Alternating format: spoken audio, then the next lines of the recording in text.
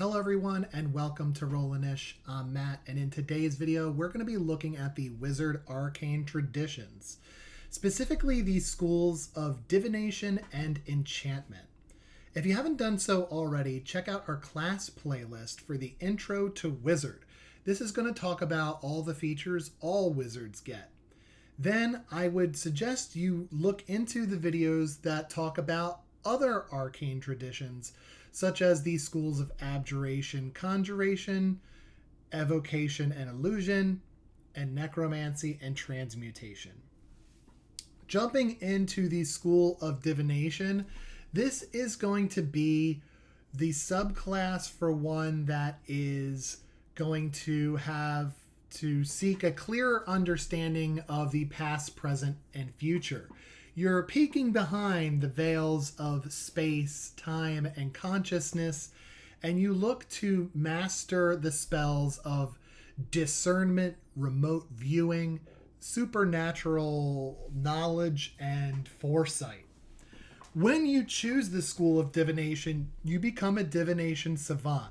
Much like the other schools or arcane traditions, when you choose divination, the amount of time and gold that you spend to learn new divination spells is halved. Typically, when you learn a first level spell in the School of Divination, when you come across another spell book or a spell scroll, it's going to cost you 2 hours and 50 gold per level of spell to learn that. If this is a divination spell that you've come across, it's going to take you half the time and half the gold per level. At second level, you get a feature called Portent. This is going to be glimpses of the future begin to press on your awareness. When you finish a long rest, roll 2 d20s and record the numbers rolled. You can replace any attack roll, saving throw, or ability check made by you or a creature that you can see with one of these foretelling rolls.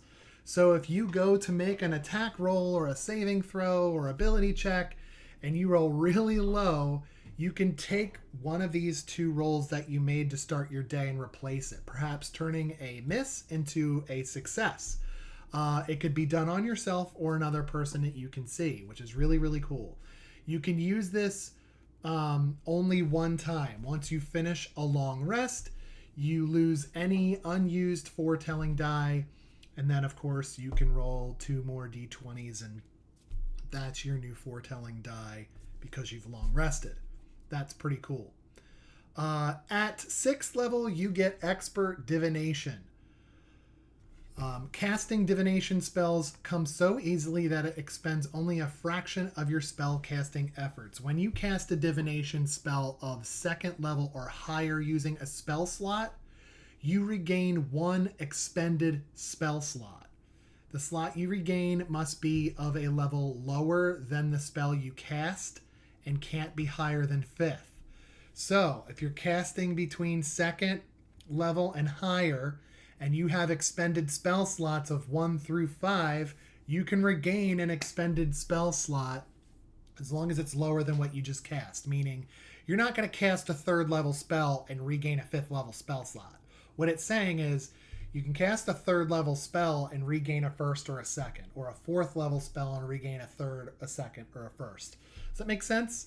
So as long as the slot you regain is a level lower than the spell you cast and isn't higher than 5th, it's kind of like you're getting those back and replenishing spell slots. This could come in real handy, especially if you're like really targeting, I'm going to upcast this spell so I can get this spell slot back, and on my next turn use that to do some other thing. You could really be strategic with this. So for you strategic players out there, divination is a good way to really add in strategy to what you're doing in a really cool way. At 10th level, you get Third Eye. You use your action to increase your powers of perception. When you do so, choose one of the following benefits, which lasts until you are incapacitated or you take a rest. You can't use this feature again until you rest, but you get one of these features. Dark Vision. You gain Dark Vision out to 60 feet. Ethereal sight. You can see into the ethereal plane within 60 feet of you. Greater comprehension. You can read any language. See invisibility. You can see invisible creatures and objects within 10 feet of you that are within line of sight. That's pretty cool. You get to pick one of those features using your third eye ability one time, and then you need to rest to replenish it. So that's pretty cool. I myself will probably lean into like something like see invisibility or using the language. I like to lean into the nerdy areas of my wizard. So if anybody, or the party comes across a language we don't understand, I have a feeling everyone's going to look at me. And so I would lean probably into that and be using greater comprehension quite often. At 14th level, you get greater portent. This means that you roll 3 d20s for your portent feature instead of 2. So that goes back to your first skill you got at 2nd level, where anytime you finish a long rest, you roll 2 d20s, and those are your portent die or your foresight die. Again, using the ability to take those and replace them. Use them to replace any attack roll, saving throw, ability check.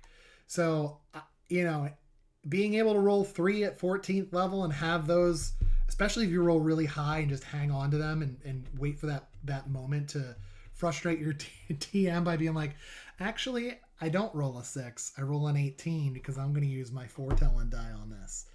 That is beautiful. And so I really think you can lean into the divination and your third eye and being able to foresee those things. It's like psychic ability almost. I think that's really, really cool. Okay. Next is the School of Enchantment. Enchanters are peacemakers who bewitch the violent to lay down their arms and charm the cruel into showing mercy.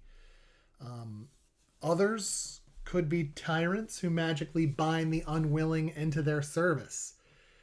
These are very charm-based wizards, and this is the wizard that, my boy Varys over here was an enchantment wizard. So the first feature that you get, like the others, you become a savant. So anytime that you come across an enchantment spell via scroll or spellbook, the cost to learn that new spell is halved, both in time and coin. So instead of 2 hours and 50 gold per level of spell to learn it, it's going to be an hour and 25 gold per level of spell to learn it. The first feature you get is 2nd level, is called Hypnotic Gaze. As an action, you choose one creature that you can see within 5 feet of you. If the target can see or hear you, it must make a wisdom saving throw against your wizard spell DC or become charmed by you until the end of your next turn. As a reminder, for those of you at home, a charmed creature can't attack the charmer or target the charmer with harmful abilities or magical effects. The charmer has advantage on any ability check to interact socially with that creature, so I could try and maybe convince it to do something it normally wouldn't do. That's what charmed means. The charmed creature's speed drops to 0 and they become incapacitated and visibly dazed. So they're kind of just doing one of these. Like cartoons with the eye swirls, that's what they're doing. On subsequent turns, you can use your action to maintain the effect on that target until the end of your next turn. However, the effect ends if you're more than 5 feet away from that creature, or if the creature can neither see or hear you any longer, or if that creature takes damage, it kind of snaps them out of it. Once the effect ends, or if the creature succeeds on the initial saving throw, you can't use this feature on the creature again until you finish a long rest. So it's literally hypnotizing them into a charm-like state. Pretty cool.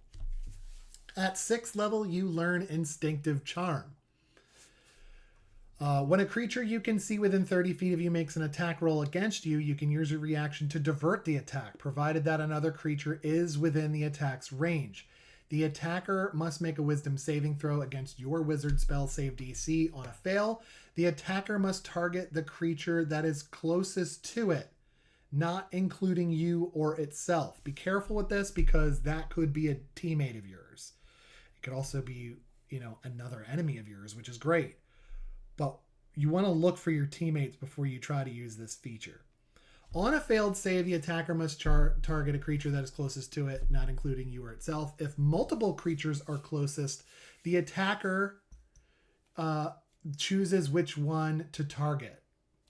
So I would imagine they're not going to choose their teammate. They're probably going to choose one of your teammates. On a successful save, you can't use this feature on the attacker again until you finish a long rest. You must use this feature before knowing the attack hits or misses. So when they target someone, you do this. Then they'll roll to hit. Creatures that can't be charmed are going to be immune to this, obviously, because this is an instinctive charm, and if you're moved to being charmed, if you're immune, right? At 10th level, you get a feature called Split Enchantment. Starting at 10th level, when you cast an enchantment spell of 1st level or higher that targets only one creature, you can have it target a second creature. Score. Especially in combat, that's really cool. If you can charm a couple of people, slow down the attacks against you and your party, anything helps. At 14th level, you get a feature called Alter Memories. Okay, so this is going to be something where when you cast an enchantment spell to charm one or more creatures, you can alter the creature's understanding so that it remains unaware of having been charmed. Like Captain of the Guard instead of just random guard. You know, that would be smart. Additionally, once before the spell expires, you can use your action to try and make the chosen creature forget some of the time it spent charmed. The creature must succeed on an intelligence saving throw against your wizard spell save DC or lose a number of hours of its memories equal to 1 plus your charisma modifier. You can make the creature forget less time, and the amount of time can't exceed the duration of your enchantment spell. So this is really cool. Like, this is maybe there was something that was said that was supposed to be kept secret, and your enemy now knows it, or something like that. Or maybe one of your party members exposed something that you really didn't want having to be exposed. You can use this to alter their memory. It's similar to the way the spell Modify Memory works, but, you know, just mechanically in a different way. That would be really crucial, especially because sometimes you do have the low intelligence member of the party that says the things they shouldn't say or does the things they shouldn't do in front of dignitaries or nobles especially. So that is a really cool thing to be able to charm and make them forget stuff.